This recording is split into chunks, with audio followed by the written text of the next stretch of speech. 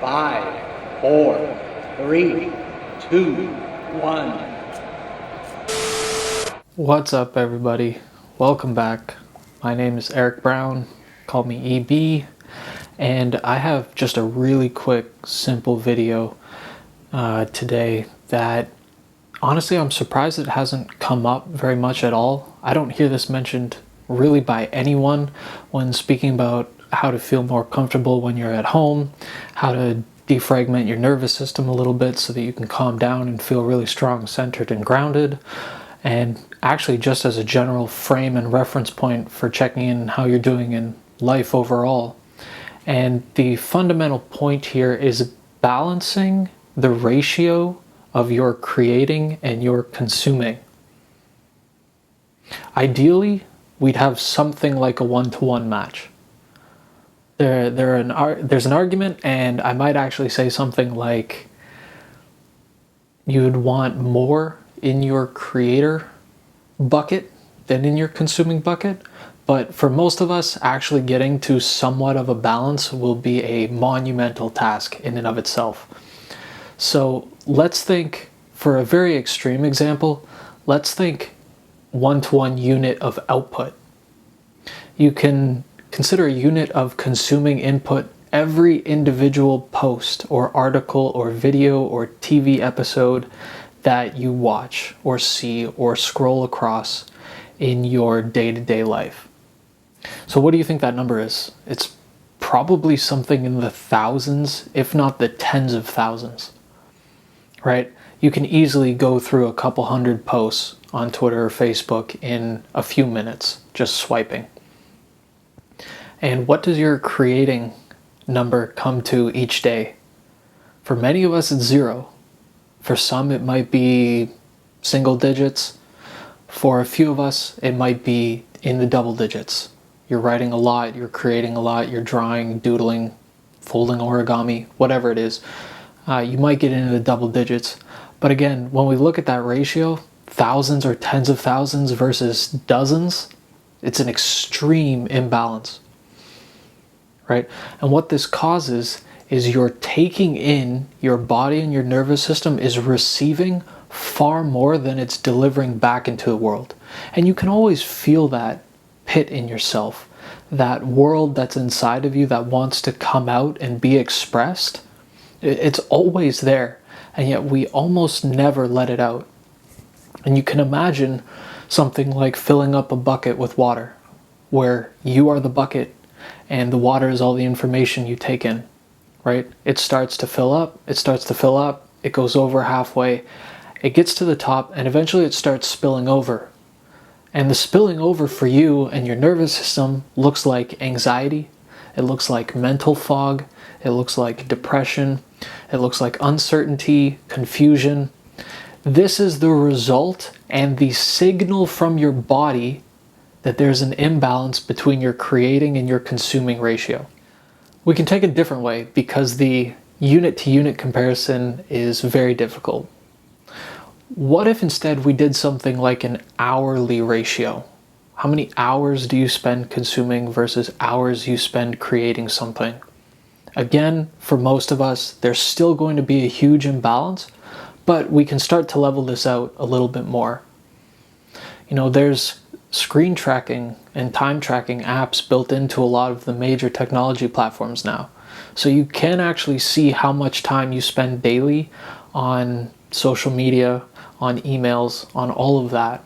And for many, it's probably 8 to 12 hours each and every day consuming information, taking it into your body. Whereas again, for many of us, the creating bucket is still probably only at an hour or less. But it's a lot easier for us to balance this out because you have a finite number of hours in your day, so every hour you spend in one inevitably can't be spent on the other.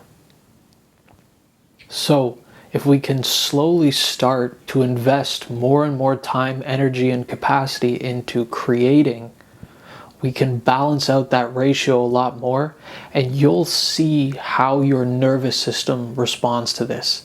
It will light up. You'll feel far more vital, far more focused, have a lot more energy, Things will seem a lot more containable and controllable and workable for you because you're balancing the cyclical dynamic relationship of taking in things from the world and then giving them back. You know, so many of us talk about making an impact, giving back to the world, helping people. Well, a great way that you can do that is taking your unique worldview, your perspective that only you have, bottling it up in something, and giving that as a gift to the world.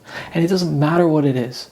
It can be video riffs, it can be articles, it can be thank you cards, it can be actual gifts that you make, letters that you write people. Those are amazing gifts. Those are amazing things that you can do for people, right? And I hear so many people come online now and talk about how to manage life in quarantine, how to manage the uncertainty, but no one ever talks about the creating and consuming ratio. And maybe it's because we're all still bad at it. We all still struggle with this. It is so easy, and you are neurochemically inclined to want to continue consuming information. Social media networks, the information ecosystem right now hijacks your limbic system, a very base system in your body, through highly addictive neurochemicals, right? So that you are more inclined to come back there. So it takes an equal and opposite Herculean effort into creating, into adding value to the world instead of just receiving it, to balance that out. And that's why it is very difficult. But it is one of the most powerful and most accessible ways for us to calm down, stay grounded, and feel vital even in times of hardship, confusion, uncertainty, depression, whatever it is. So this is my ask of you this week. Try to figure out where your hour-to-hour ratio looks like, where you're at in that balance, and see if you can do something to move towards and invest time in creating something. It doesn't have to be beautiful. It doesn't have to be polished. You don't even have to show anyone. But creating more is a immediate and very certain and very powerful way to defragment your nervous system, get some order in the chaos, invest your time, energy, and attention in things that you want and that the world needs. And all of these things come together in this beautiful just trifecta that will really lift you up, and you will feel it. You will feel it. Your body, mind, soul will all respond to this balance of the creating consuming ratio. And then as you build some momentum in this and you really start to see the results, well, then you can actually flip and increase the ratio that you create versus consume. This is when we get into creating the culture and the world that we want to see. How do you do that? You create it. Don't wait for anyone's permission. Don't slow down. Just check in with your feelings, see what you want in the world, build it. Then others will come. This is the classic Terence McKenna line of create culture. Stop consuming it, go out and create it. You are hardwired to it. This is what evolution does, right? It loads things into you, gears you in a certain way, and then counts that you bring that back out into the world, whether through physical reproduction or societal structuring or civilization design, right? You have a world inside of you that wants to come out. And the more that we hold that back and flood it with things that people are already saying, have already said, are already doing, we feel it. We get anxious, we get confused, we get uncertain. So, this is your challenge. Go out and create something. Let me know what you did. I want to see it. Show me in the comments.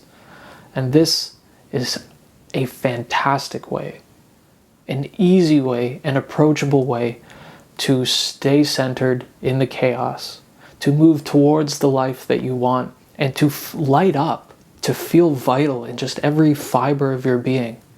Go create something.